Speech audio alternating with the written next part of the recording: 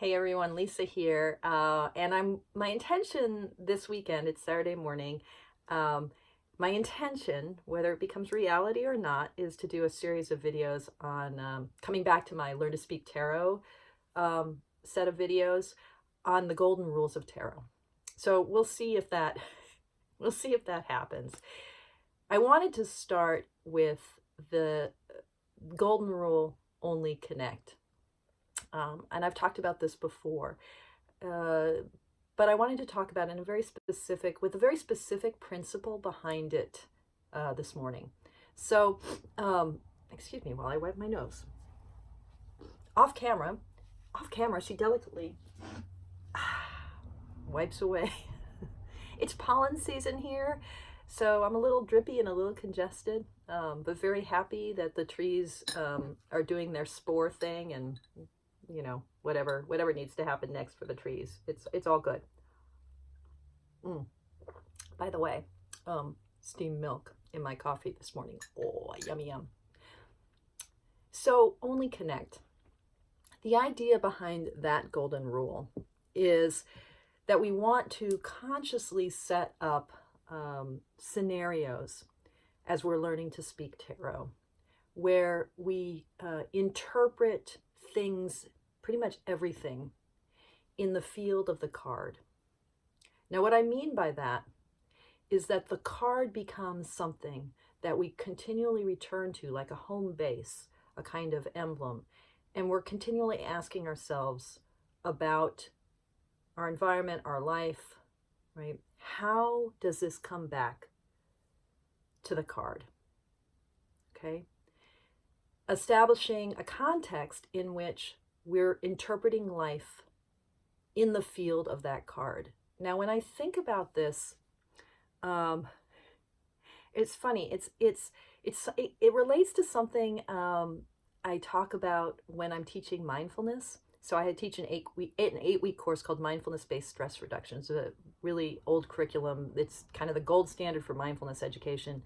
And it goes back to the work that Jon Kabat-Zinn did at the University of Massachusetts Medical Center in the 70s, setting up literally in the basement of the medical school a stress reduction clinic. And what Kabat-Zinn did is he took what he understood from depth psychology, from yoga, from Buddhism, from all sorts of Buddhist practices, Buddhist psychology, and tried to find modalities to ease the suffering of typically patients with chronic pain, with stress, undergoing radiation and chemo.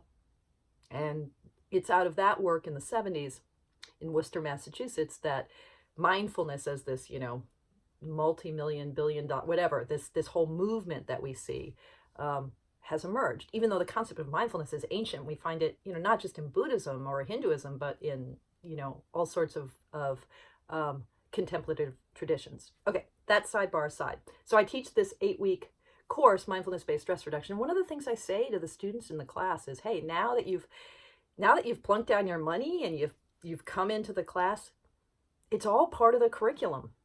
It's all part of the curriculum. So, when you hate something, when you love something, when you find yourself not wanting to do your mindfulness practices at home, when you come to class and you think, Lisa's voice is so grating when she's leading meditation. Yeah, be curious about all of that. The whole point of taking a mindfulness-based stress reduction class, doggies, the whole point, doggy's barking a lot. Hold on one sec. I'm back. There were people passing by. How dare they pass our house? Okay.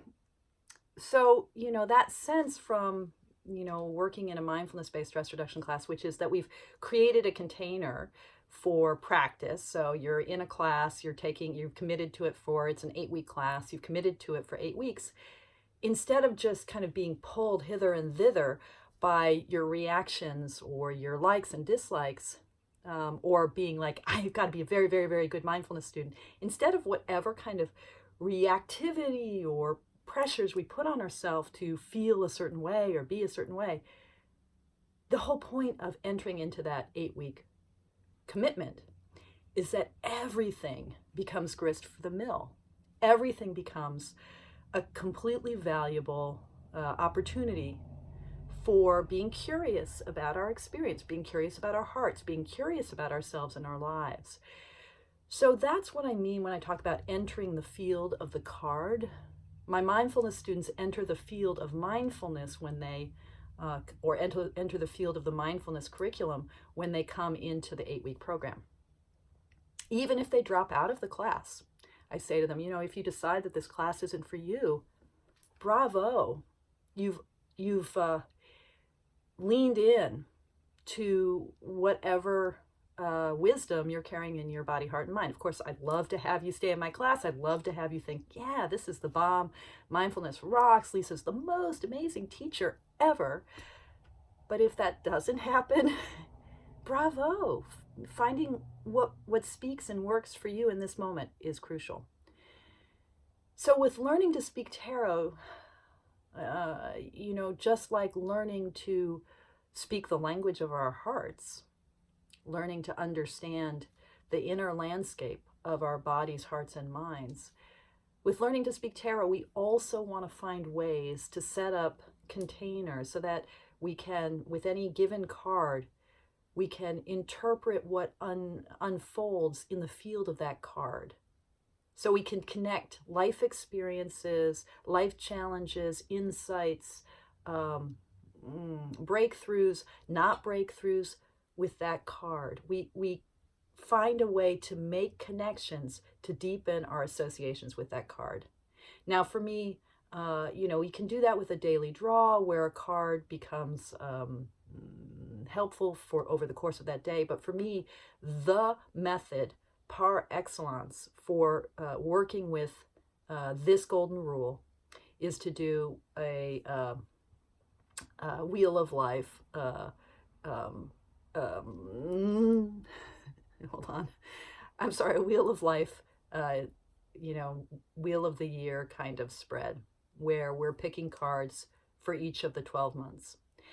Or where we pick a card for the month. So if you haven't done in January, at the beginning of the turn of the year, if you haven't done a Wheel of Life spread, that's fine.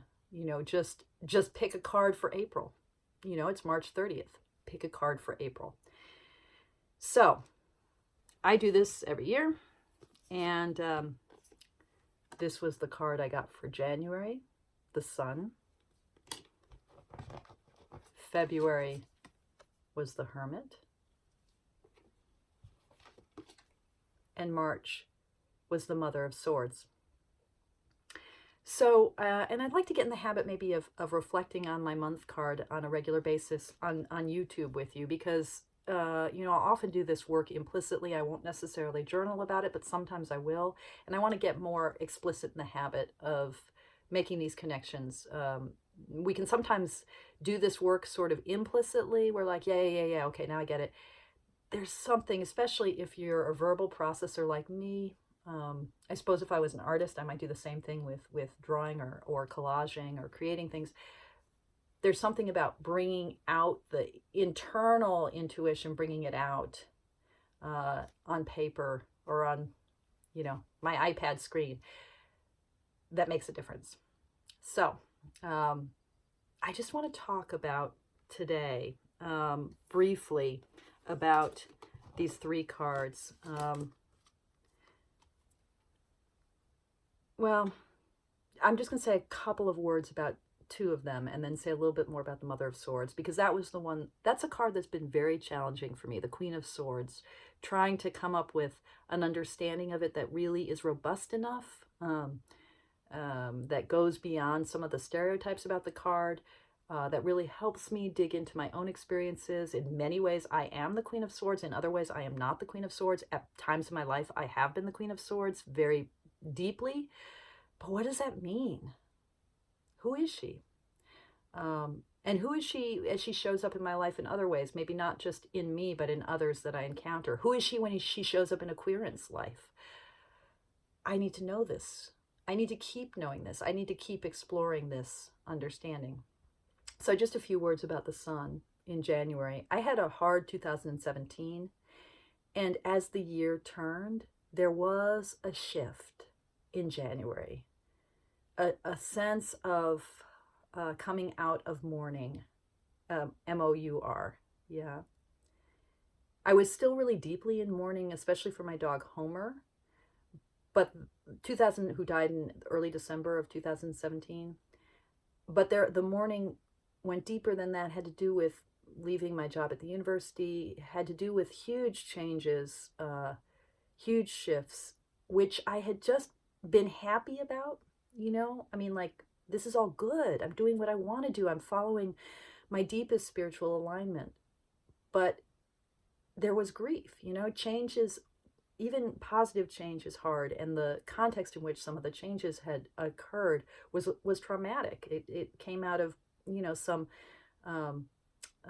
broken relationships at my old job, and but mostly came out of just the way karma unfolds.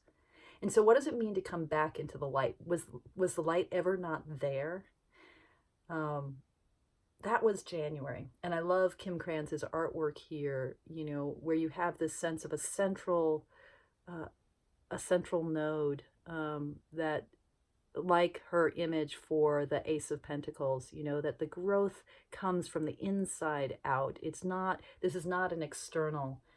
isn't an experience where it's like, oh, suddenly the sun comes out. It's like, no, there's what's been changing and bursting all along.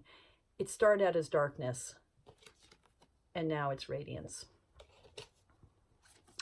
The Hermit.